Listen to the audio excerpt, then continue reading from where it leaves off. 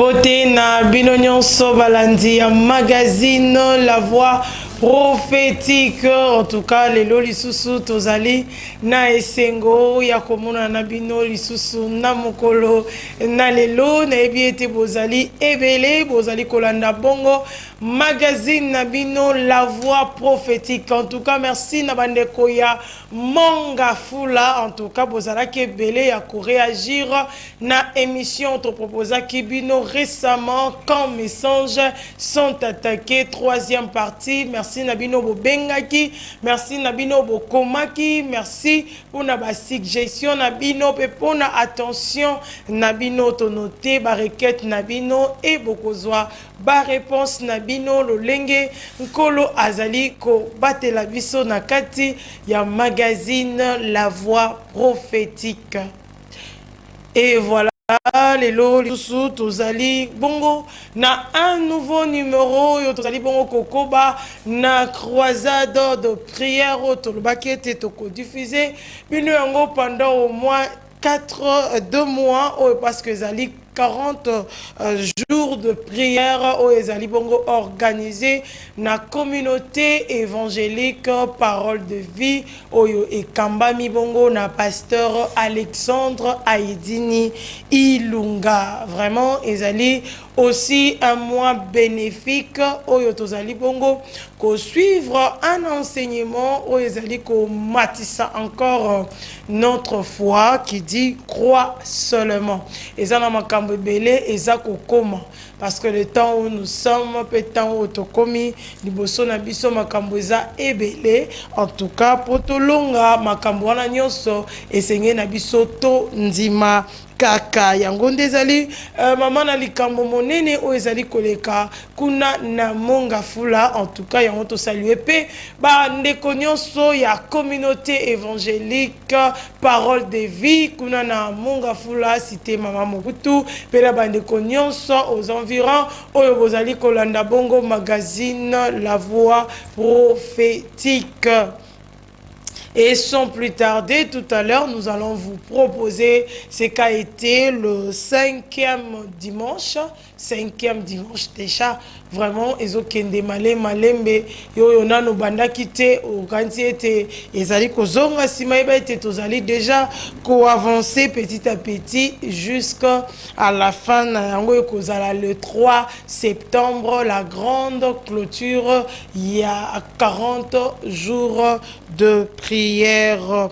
Comme nous le disons, 5e dimanche au Elekaki, dimanche il y a le 20 août. Yango tozali ko proposer bino tout à l'heure enseignement, il y a dimanche, il y a le 20 août, ils comme 5e dimanche, il y a grande croisade de prière kuna na communauté évangélique Parole de Vie au Ekambami na pasteur Alexandre Aïdini Ilunga et je vais vous retrouver tout juste après.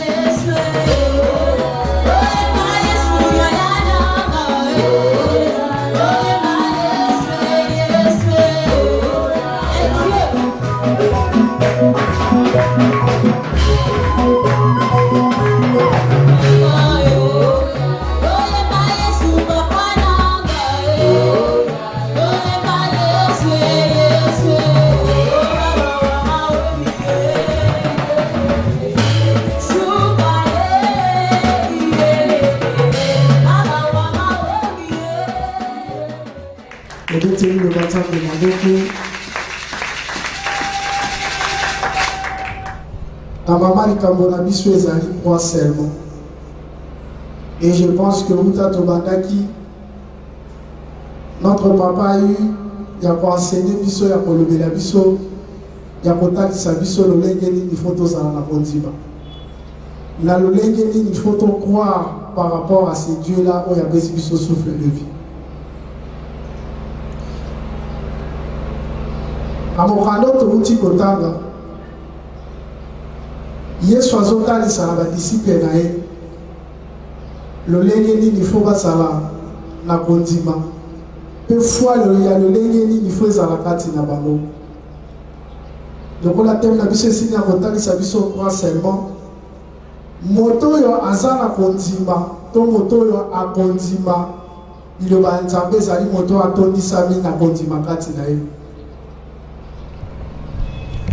na ntango alelo tokomeka komona un peu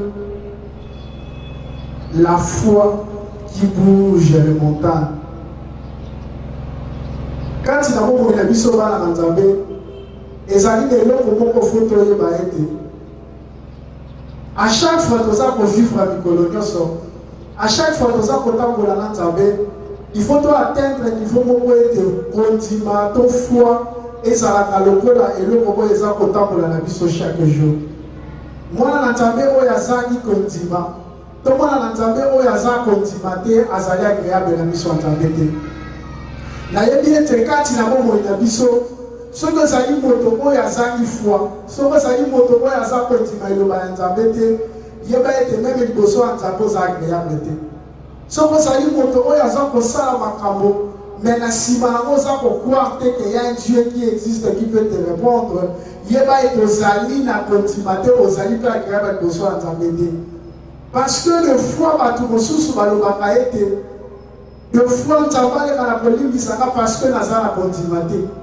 tikanga na biso na ntongo ya lelo ete kondima kati na moto ezali epai ya moto nyonso tu nzambe asali ete mwana na nzambe nyonso tu azala na une partie ya kondima kati na ye moto azangi réellement kondima kati na ye ayeba ete azali na kosauve te parce que komo oyo ozali mwana na nzambe okoki kozanga kondima ebongo lolenge nini ondimelaki yesu parce que comme nous croyons d'abord à ce dieu là tondimelaka nzambe oyo tomona te tondimelaka nzambe oyo okutana na ye te tondimelaka moto oyo avivra bane ebele basiècle ebele avant que biso toya efe déjà ya kondima ete ya un dieu efe déjà ya kondima ete yesu masi akufaki mpona ngai efe ya kondima ete na ndimi lokola sauveur eza déjà ke oza na kati ya kondima kati na yo yango mwana na nzambe nyonso tu okoki jamais kofuka moloba ete nzambe pesa ngai kondima ntango alobi ete moi ezala ntango alobi ete banyama bazala ntango alobi ete butu na moi ekabwana ezali eloko oyo ezalaki déjà na kati ya pensée na ye lui-même Dieu avait foi à ça aussi. Personne est agréable devant Dieu ceux qui a zangi kondimawana. Une personne qui ne croit pas d'abord à ce Dieu-là, c'est difficile pour lui de vivre de grandes choses avec Dieu. Tu dois d'abord commencer par croire. Pour les bouger par montagne, tu dois d'abord commencer par croire à toi-même aussi et croire à ce Dieu-là. Nakomona batebele te bazana kondima o na benga kaete bazana na kondima ya mukie parce que il faut essayer lito ba ete zana kondima ya mukie ezana kondima oyo tonisa mikati na moto ya monene pe ezana kondima oyo ya ba incrédule bato na bandimeli nzambe te to na koki kopesa ko connotation mususu eza kondima ya bato yo bazali animé na ba mauvais esprit to bazali animé na ba démon. Parce que moto oyo aza animé na ba démon ayebi ete ya un dieu qui existe ayebi ete nzambe azalaka na nguya mais malgré tout ayebi makambo wana nyonso tu azotika mabe te. Donc c'est quelqu'un qui a la foi, c'est quelqu'un qui croit en Dieu mais aza kondimela ngo na ndenge ya mabe.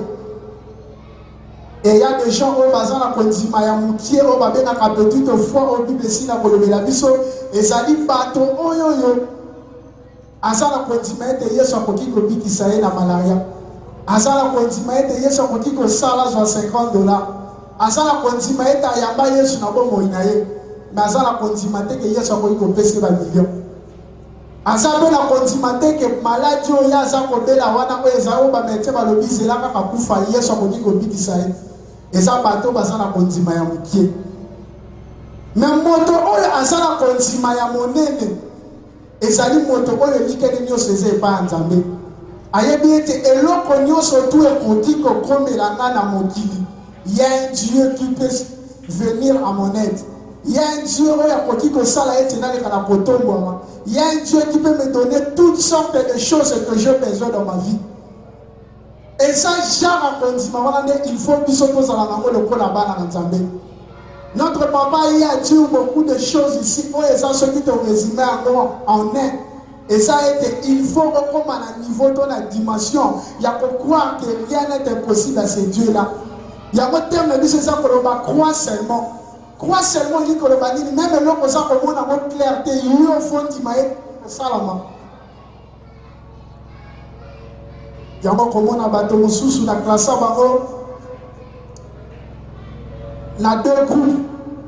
Et ça, la battu mon sous la dimakali kambu, mais à ce ça, analyse physique.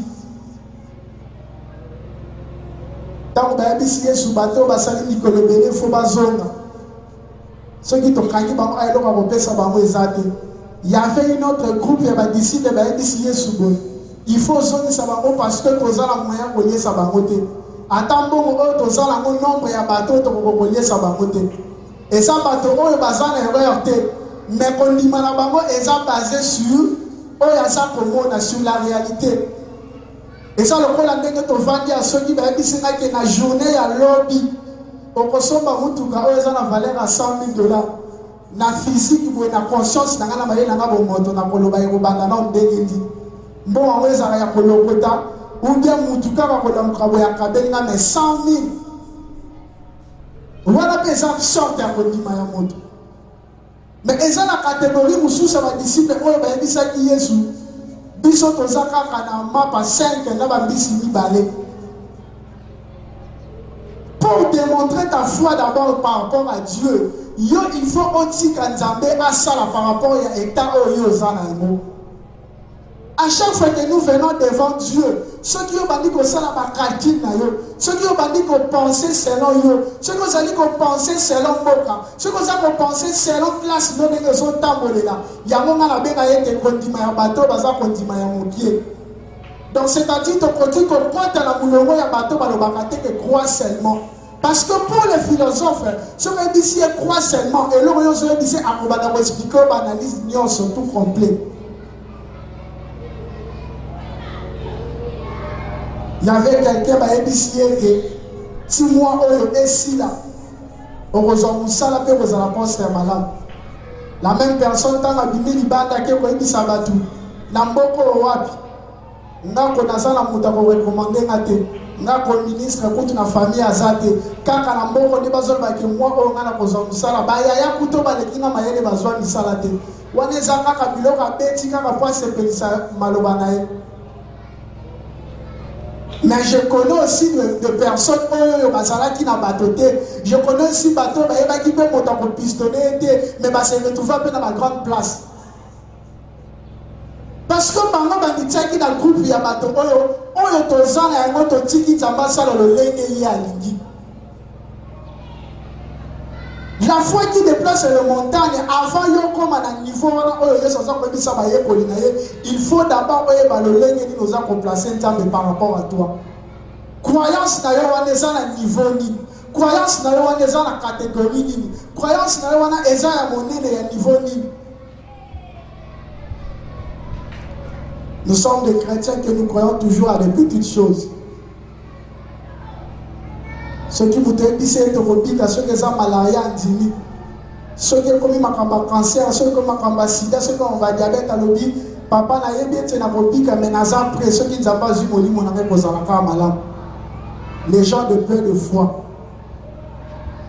Les gens de peu de foi. Une personne comme ça, c'est agréable d'être besoin de s'embêter.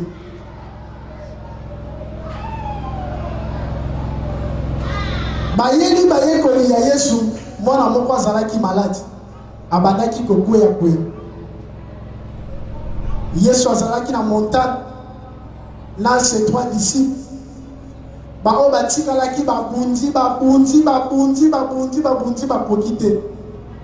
Tant Yesu aye papa wana se diriger vers Yesu ayebisi ete ayaki na mwana nanga awa po baleka na kobikisa ye. Mais Jésus a dit la Bible dit ceci, tant que a menacé des mois azalaki kati na mwana wana sévèrement pe des mois atikaki nzoto ya mwana wana et par après ntango des mois atili na kolibere bayekoli bapusani pembe na Yesu mpona kotuna ye osali yango lolenge nini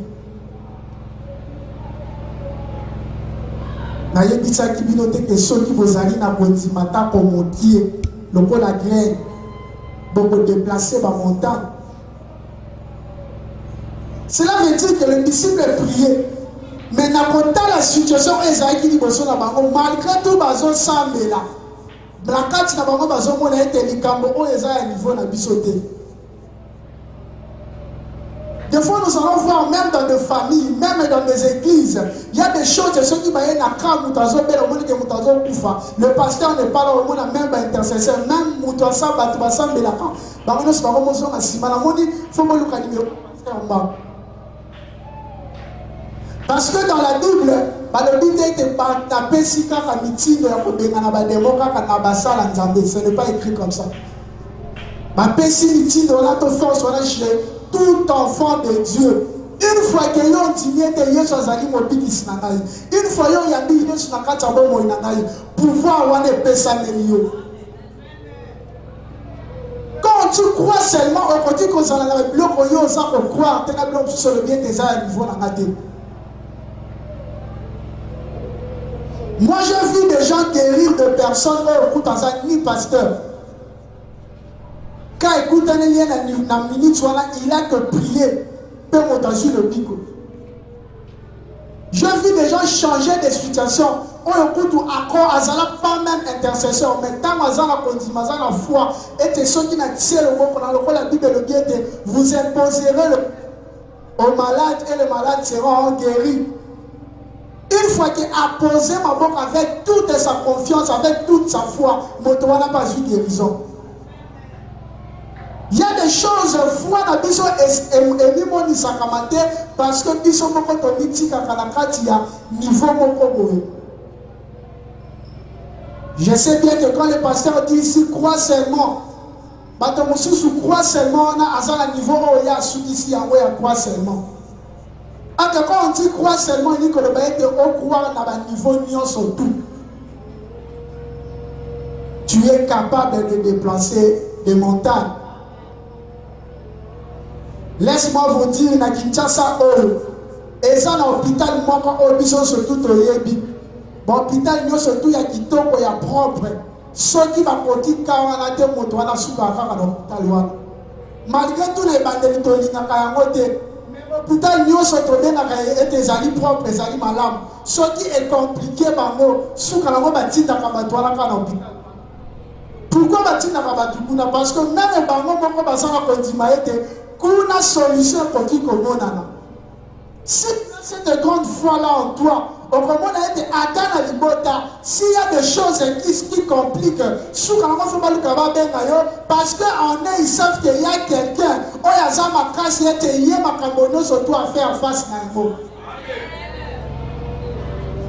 une fois, on était quelque part avec un confrère. Il y avait un problème là, ils allaient sur place. Il fallait pas s'embêter la moto. Moutonga, ça a été animé de mauvais esprits. Baba dit qu'on s'embête sur presque toute une journée, bah, comme midi 17h. Les responsables de l'église allaient pas s'embêter à s'embêter et là, on va m'allumer salamité. En eux, bah, on va vendre, bah, le bilan. Situation autoka, on le toye, dit moutoumoko. Ceux qui t'ont béni, t'ont posé une solution par rapport à ma maison dérangée. À l'instant même, bah, béni le monsieur s'est déplacé à Komitiwana. Une fois qu'il a commis, et ça n'a pas même 10 minutes, esprit qui a dérangé la fille et quitté un moment dans ma lembe. Donc même eux-mêmes, les pasteurs savent que dans des cas pareils, il y a une personne qui a une grande foi.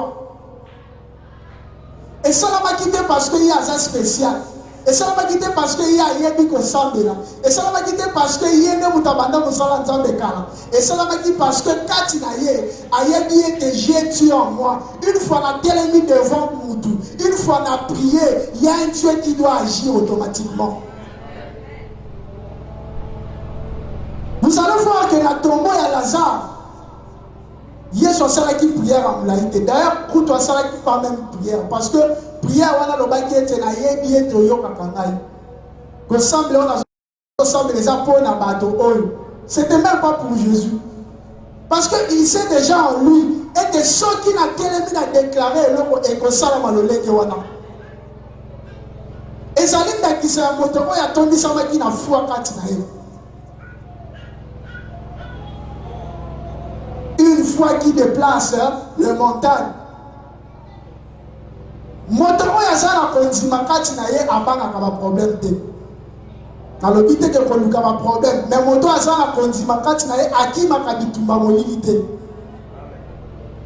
Vous allez voir, il y a des gens dans le sang au Sabatou. Moi, j'ai toujours dit, les alliés mauvaise compréhension, il y a une mauvaise compréhension à la Bible. Et ça, on va tout souba le bagaille de makamoya, on tout sous le côté en haute parce que on risque sur l'attaque. Bah le bien de ma porte, bazara qui bat trop, bah même qui boulou yeki. Boulou yeki, on est dit que le bâtiment qui va battre qui qu'on finit dans tout le monde makamomabe. En eux, il y avait un esprit. Et de manière que ça, surtout et perturbation laisse-moi vous dire comment ça. Toi, tu as Dieu en toi. Tu as l'esprit de Dieu en toi. Donc, c'est-à-dire, quand tu te déplaces, tu te déplaces avec des anges. Une fois qu'on dit quelque part, l'esprit de Dieu est avec toi, le Saint-Esprit. Nous sommes surtout qu'on est bien en guerre avec le diable. Si on a mis la carte en dame, on les a habités par de mauvais esprits. Yo, le temps où on a ange. Une fois qu'on a autant de troubles dans la dame, on l'a automatiquement, on y compte ici dans Bitumba. Quelqu'un qui a une seconde fois là, à bas, à Katia, le baïté, n'a pas de consommé la tête parce qu'il n'a pas risqué Bitumba et la naï. Si tu es dans cette famille, on n'a pas Bitumba, mais toi maintenant tu dois être prêt. Grâce à ces dieux-là que moi je suis capable de changer de donne. Il faut être capable de yango. On s'en a condimé et ça les locaux mon côté petit qu'on bat l'isana. Moi je l'ai toujours dit. Makambo mosusu na kutana nango bayebi singa balobi ete kuna ko mekate. Nous avons parce que nous avons ceux qui m'ont dit que risque pour la vie. Tant que vous allez chrétien, vous avez un peu de foi. Moi,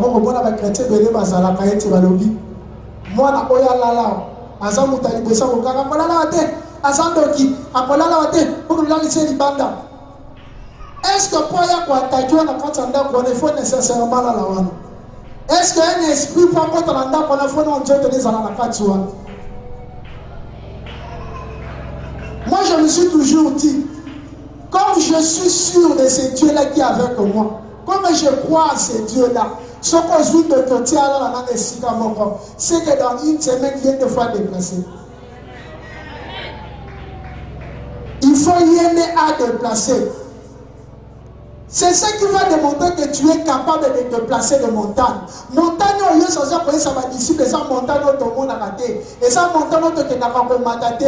Ton montagne, ceux qui ne doivent pas limiter. Ce genre de montagne, n'est pas problème. Esprit mauvais, géant, surtout les démons. Tu es capable de déplacer des montagnes. Donc, place aux amis. Mon livre m'a dit à côté qu'on travaille. Parce que toi, tu es capable de déplacer des montagnes.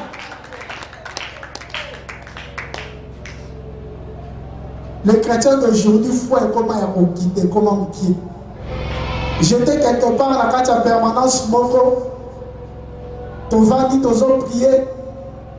Bah, moi, la mort vers 20h.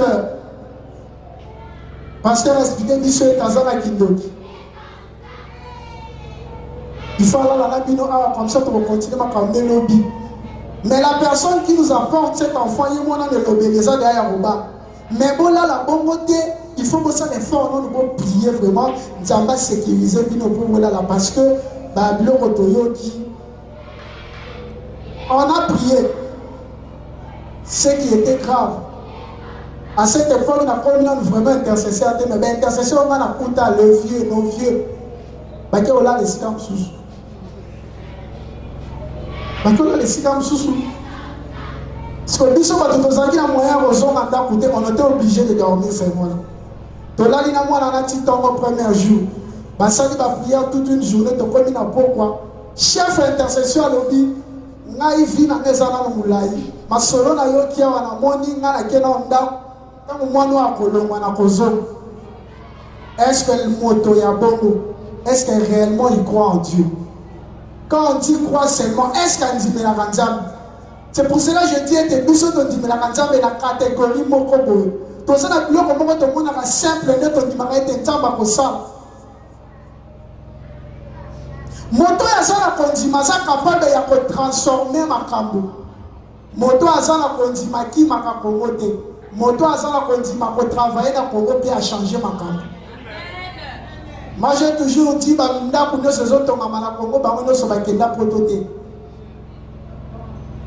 Un jour j'étais avec papa j'ai vu ça photo ça est fort. Ceux qui nous ont suivi biso mais quand on voyage mais quand on luka vie na haut na lobby on des pas insulte. Ceux qui font voyager parce que nous avons pas une mission sous Liban dans Boka je peux le faire. Mais ceux qui font voyager parce que je ne suis pas capable il y a s'en sortir na Kinshasa ou on les a vraiment insulté. Donc c'est que nous avons ensemble la Californie tiko sambe. Quelqu'un qui croit en Dieu est capable de changer les situations. Quand la place si bantu dans ce monde il y a rien et là comme le mot qui ko yo ko transformer en mot. Une personne qui a la foi quand dit que la désir est comme une terre fertile. Avoir d'abord la conviction en toi-même. Crois seulement. Et ça le la simple phrase de simple écriture va connaître mission de base pour sa mission de colonial son nom. Et ça est le photo de ça en pratique. Et ça est le photo ça les l'amour réellement. Et ça est le photo commettre en action. Si vous avez la foi, vous direz à cette montagne de se déplacer. Ceux qui n'ont pas la condima,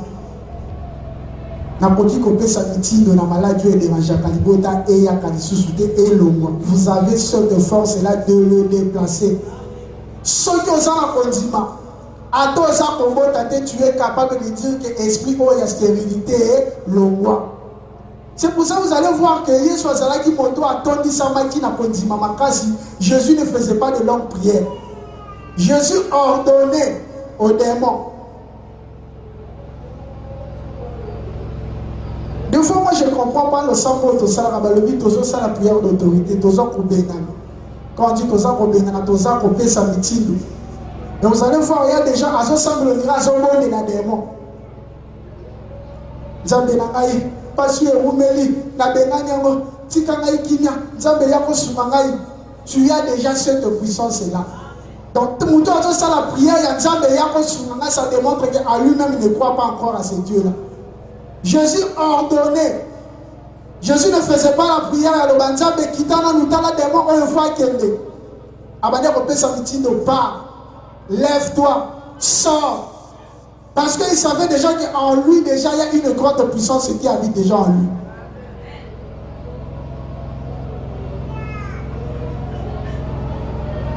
J'étais avec un ami, il m'a dit, moi, Sambela, la moto, ton bando Sambela. Il m'a dit, il y a un hôpital malade, des hommes dans la tête. Quand lui commençait à prier, dans la Sambela, il a dit, quand Siko, le rôle à ton télénia, santé na ezoni malamu lokola eloko ezomona na te se koza malamu obiki na kombo na Yesu ya sali ba prière asilisi tant que tika biso bala lobi frère on dit on prier ba bese biso to sala la photo le la Nzambe abikisa ye na biba siko ba le la Nzambe kono to so monde la démon asa en face na biso bien to ye to pese biti de lakeni. C'est ça la différence. Crois seulement. On va croire en Annie, croire que Dieu est avec toi. Il faut qu'on soit capable. Il y a combien ça va dans ma problème. Nous sommes les premiers à dire que Nzamba le bien était pour déplacer ma montagne. Mais ceux qui problème à Mounene et à Likama et à Makasi, tu es le premier à pleurer. Nzamba au Tikinga, il fallait un niveau dans Zalaki Nango. Laisse-moi te dire, grâce à cette puissance que Dieu a mis en toi, pour les niveau il y a des montagnes où ils ont la liste, c'est normal, mais attention, qui est normal. Laisse-moi te confirmer actuellement ce que dans la montagne à Bongo, étape de quitter.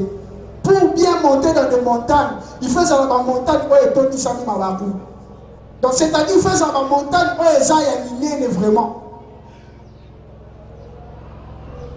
Bateau basala kabaji balakisaka biso mingi na ba TV mingi eza kota mindele beskalada ba montagne. Ba montagne ya bien o beskalada eza ba montagne eza na ba boss. Eza ba montagne eza na ba ça me ne permet ezo permettre ye amata asimba. Ceux qui n'ont pas moyen d'avoir une montagne ya luz pour le baïté nzamba zo sale la ngamba makamba mukie. Je te dis bien que tu es dans la liste des bateaux avec les gens de peu de foi. Une personne qui croit à une personne qui croit à Lukarakutu Makamouan des Amakas, il va démontrer encore une puissance de Dieu. La résurrection de Lazare et Zara qui était pote, Yémoko Yesusi à l'embaki Kobik Sabata malade. À l'embaki déjà Kobik Sabato, Bazota Molate, Bato Bakoufa Misu, il sait comment qui va descendre. Il fallait démontrer dimension pour sous Yantambe dans la miracle à Zosal. Et il faut savoir que ceux qui ont mis à Tibi problème, et l'équipe a problème, il faut que tu démontrer un autre niveau de puissance sur le côté comme ça.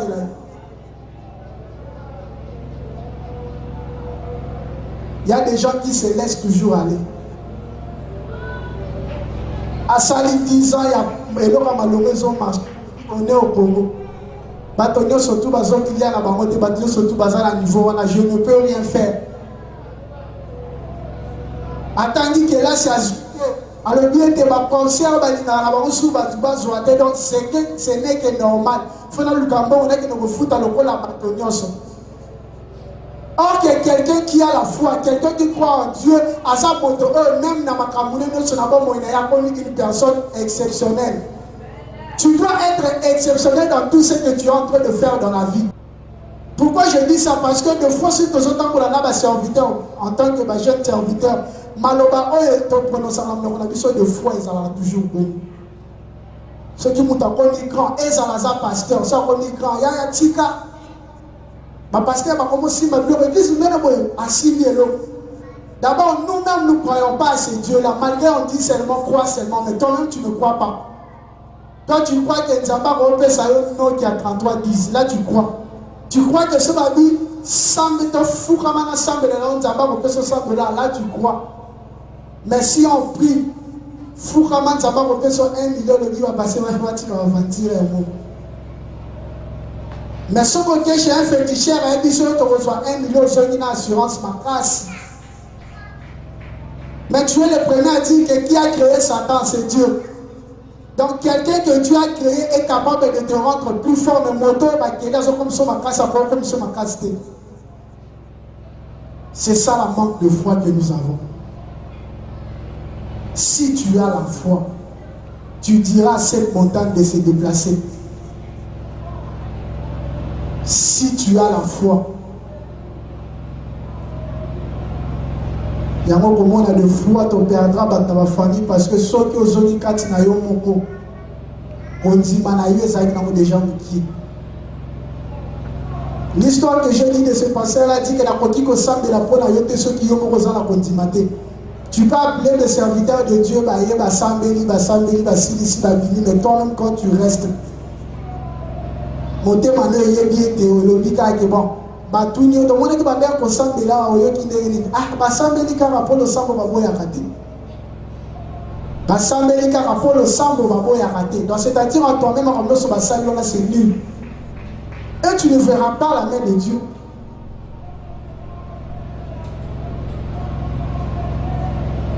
Un pasteur a Dieu qui n'a qu'à attendre qu'on en zappe, ton lit comme ça comme à la musique. Les gens disent tu es la biche au cacapo.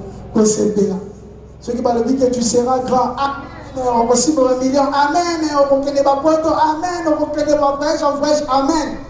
Mais quand tu sors, surtout par le bien, tu poses à yo, tu sais que le baraka est bon.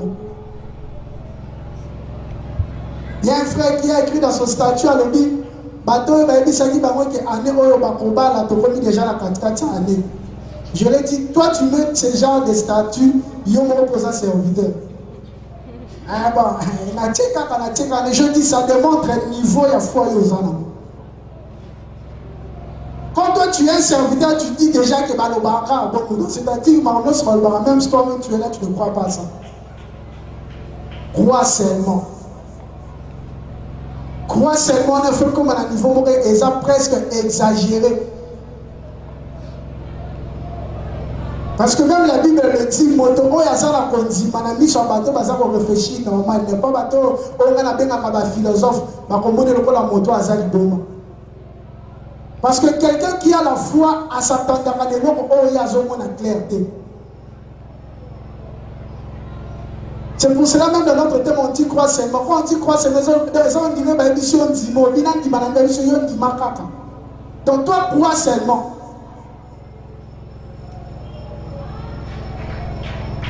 Nous devons changer notre manière de voir les choses. Nous devons savoir qu'il y a un Dieu qui nous accompagne partout. Nous devons savoir que sans la foi, nous ne sommes pas agréables devant Dieu. Nous devons savoir que nous venons à l'église, et ça, le problème, on met ça noté, mais tu es à l'église parce que nous savons qu'il y a un Dieu puissant. De ce temps-là jusqu'à maintenant, bien savent qu'il y a une grande différence. Il y a vraiment une très grande différence. Et je commence à voir que Dieu est en train d'agir aussi. Pourquoi? Parce que Nandimé est vraiment un solo. Parce que Nandimé est capable de tout faire. Et ça,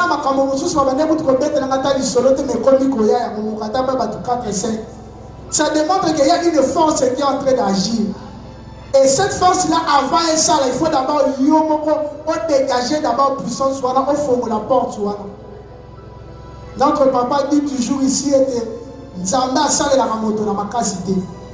Ceux qui ont boyi, Nzamba pas pour ça de l'autre côté. Ceux qui ont refusé, le bien était, Nana Kobala, la Nate, Nako Kendelibala, Yamato Vanda, et Kosala, ma bongo, au boyi déjà.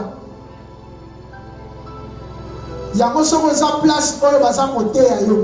Tout ça place où il y a un Nzamba. Même à l'Obawan, les autres colis, ça continue à yote. Soit des hommes à l'Obawan Nzamba, soit tu yon de zoyo kabiente. J'ai toujours dit, le physique est toujours dirigé par le spirituel. Et ça, les gens, de mon côté, ça, on a savoir physiquement, tout, les athées.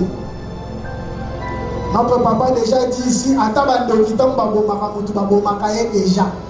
Les aratans à quoi on a confité de baboni, c'est faux. Attends, Balobakaye, t'es la moni moutazo betanga qui bota déjà baboma qui est, on les a accomplissement et au salon.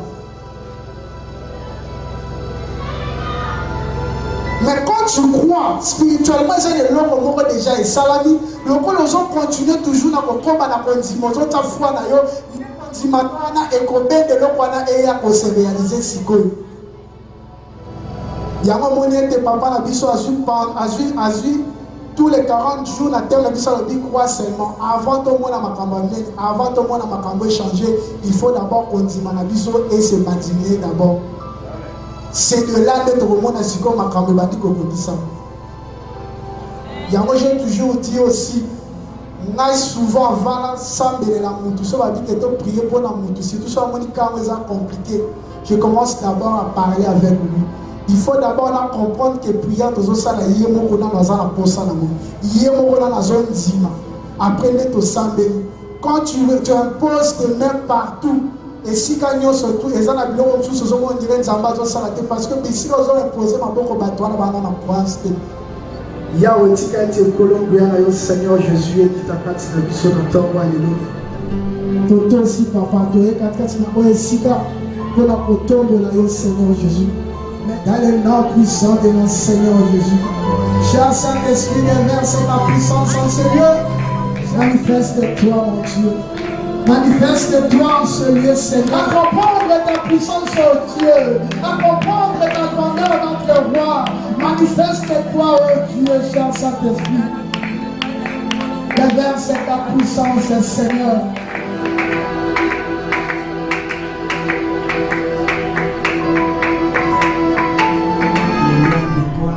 Danger qui te offre des séquelles. Amen. Bon dimanche à tous.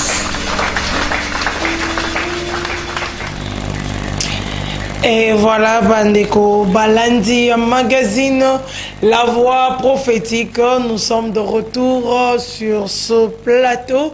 Comme tu sais qui bino était tous allés proposer bino le 40 jours de prière et la communauté évangélique parole de vie au Ekambami na pasteur Alexandre Aïdini. Voilà tout lundi. En tout cas, culte oyo et célébration encore d'autres éléments au était la foi qui bouge les montagnes. Vraiment, kondima o ezali kolongola bangomba mikakatano bamakambo ya ndenge na ndenge oyo ezali kotelema bongo liboso na biso. Ya motuya na kati na makambo nyonso yuti koleka ezali ete kondima ezali déjà eloko o ezali kati na biso, c'est une partie de nous o ezo vivre déjà kati na biso yango babi sans la foi il est impossible de lui être agréable. Donc c'est lui qui s'approche de Dieu doit croire que Dieu existe et qu'il est le rémunérateur de ceux qui le cherchent. Donc yo motozo pusana liboso na nzambe senge d'abord ondima ke nzambe aza pe afuta kayango ndezali élément ya munene pe élément moko capital yango balopi. Donc partie ya moto pe moto nini moto déjà azondima nzambe azara déjà na foi kati na ye. Pe ya mibale ezali ete okozana makoki ya ko changer situation nyonso na vie na yo na famille na yo na libota na yo oza bongo na capacité wana ya ko changer vie na yo mobimba et lisusu balobi ete ozali bongo na makoki ya kopesa mitindo. Donc ozali na capacité wana kati na yo ya coordonner ya kopesa ba ordre comme était la vie de Christ. La Bible dit tel qu'il est, tel que nous sommes. Ndenge Yesu azali ndenge pe biso to ndimeli yetu zali pe lokola ye abandaki coordonner kopesa mitindo biso pe tozali na makoki wana ya kopesa mitindo. 089 15 62 801 089 plus 243 89 15 62 801 yangone numéro ya rejoindre magazine La Voix prophétique ce qui olingi oleka na magazine La Voix prophétique aux appels na une pensée na yo par rapport à un moment que quelconque plateau na biso est disponible pour tout le monde. Et voilà, comme je le disais encore une fois, dans ce thème, il y a croire seulement ce que nous devons encore comprendre. Et croire seulement, ce n'est pas à croire, car vous croire dans ma cambougnonso. Et l'homme de Dieu nous a dit, se croire que Dieu est avec toi. Alors, ezape kondima ete nzambe azali na yo. Donc, lorsque on dit Yesu, crois directement que Yesu azali na yo, azali kati na yo. Alors, tolobaka yango ozana raison. Ya kolanda magazine La Voix prophétique, ozana raison. Ya ko contacter biso, ozana raison. Ya ko tinda ba requête na yo, commentaire na yo, ozana raison. Ya ko loba aussi pour na vie na yo et Nzambe a changé situation na yo, mais tout dépend de la foi et tout dépend na nani oyo ozondimela. Alors nous vous proposons Jésus-Christ oyo azali bongo kolo pe mobikisi na bato nyonso na senamoi. Alors si tu as Jésus dans ta vie, si tu as Jésus dans ta famille, si tu as Jésus dans tes affaires, dans ton travail, tu verras que Orobana kaka ko réussir parce que mon toit zone dimela Yesu aza capable ya komata lisusu. Voilà tout ce qui est malé, mais pour clôturer cette émission d'aujourd'hui, vraiment, vous avez bien été boza ebele, bozali bongo Landa Magazine, la voix prophétique. Nous diffusons, comme je l'ai dit tantôt, chaque lundi à 18h30, la rediffusion ce mercredi à 15h05. Chaque lundi, 18h30, mercredi, 15h05. Chaque vendredi, 19h juste, et la rediffusion dimanche à 10h25. Vendredi, 19h juste. Comme ça, la confusion. Ah, on a demandé que c'est 19h lundi. Ce qu'on que tout ça lundi, il y a que magazine, la voix prophétique est à 18h30. Ce qui est vendredi, 18h30, Luka Yango, na 19h juste. Et quand c'est mercredi, en tout cas, là, c'est l'après-midi, en début de la soirée, na 15h05 à 10 minutes, aux Ozela Magazine. Déjà 15h, vous avez déjà votre chaîne Kin Actu Télévision pour Bandi Kolanda Magazine, la voix prophétique. Vraiment merci à tous les hommes de Dieu où il va se la confiance dans Magazine, la voix prophétique.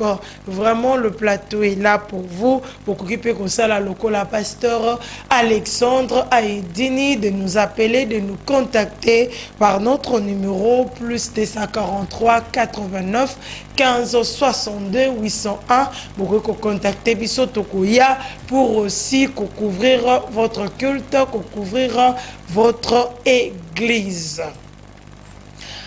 En tout cas, tout le plaisir était pour nous. Yakoza Nabino Lisusu Namoko Nalelo pour nous présenter Bino au Ezalaki 5e dimanche.